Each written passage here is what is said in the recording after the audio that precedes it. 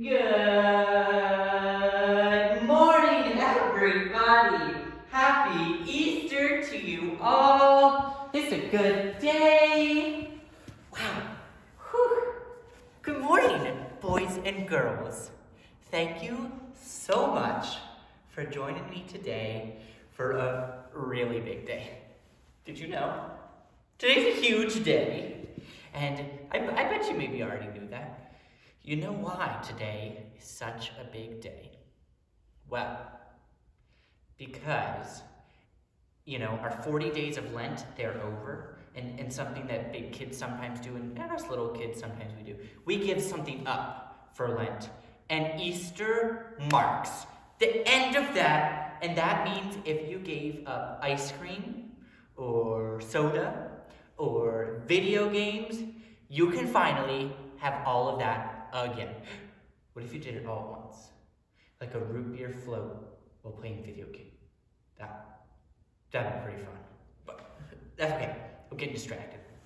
So that's one of my favorite reasons about today is because I actually, boys and girls, I gave up everything but water to drink for Lent. Didn't really think there was going to be a quarantine happening. And I missed my daily coffee. That was really tough. But what I really missed was my morning glass of orange juice. I really love to start my day with some juice. Now I'm looking at this. Boys and girls, let's see. Some friends would look at this and say, hey, well, Harry, that glass is half empty. You fill it up. Or others would say, no, it's half full. There's a lot in there. So, how do you see it, boys and girls?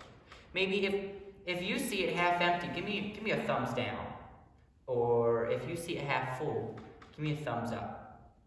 And I want you to show me now. What do you think? Yeah, go ahead, thumbs up if you think it's half full. Thumbs down if you think it's really. Okay, but you got some. A lot of different options, different ways to look at it. Let's see if I can solve that.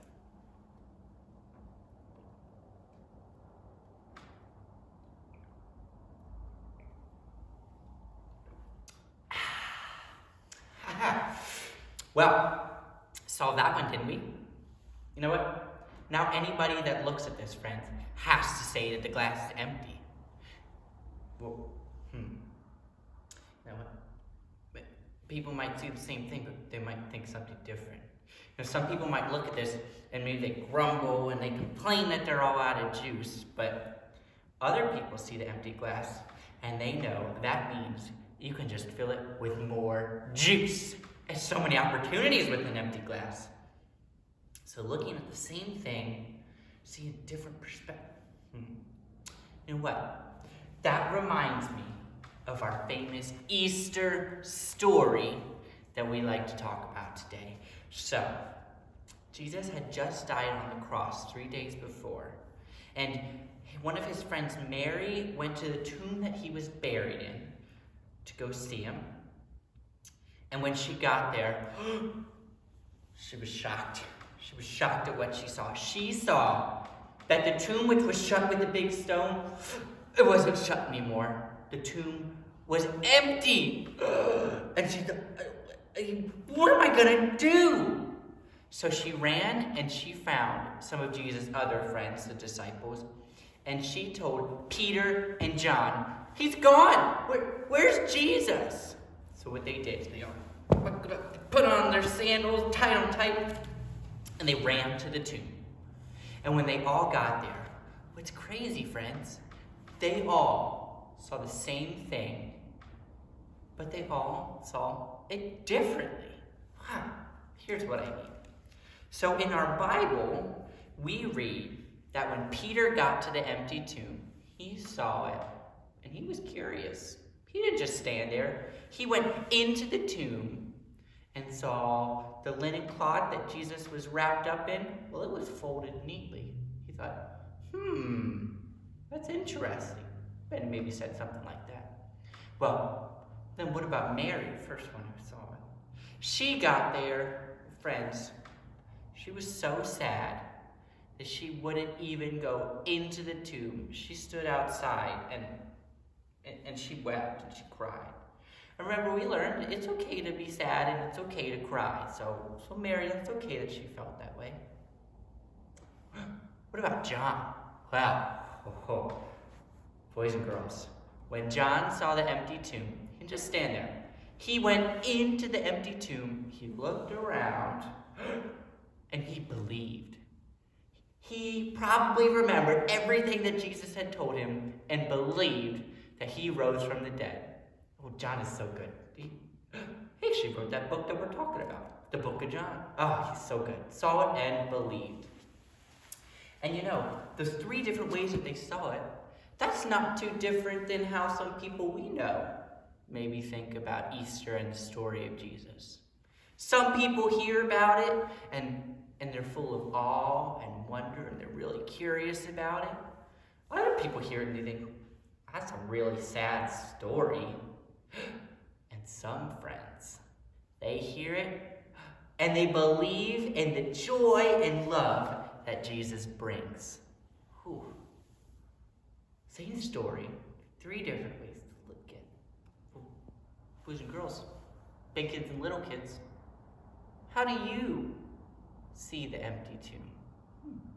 Do you look at it and maybe you're curious about what it means? Or maybe you look at it and you're sad. Be sad.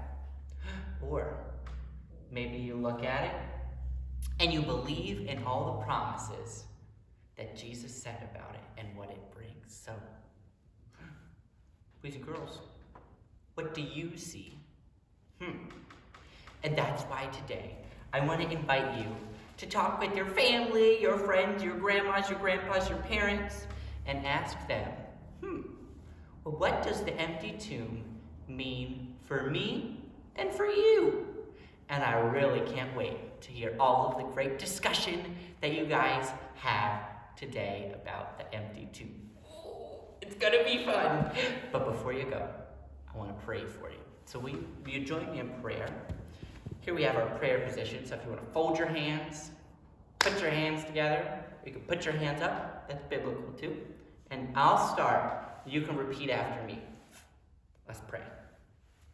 Dear God, thank you for the gift of Jesus in sending him to save us all.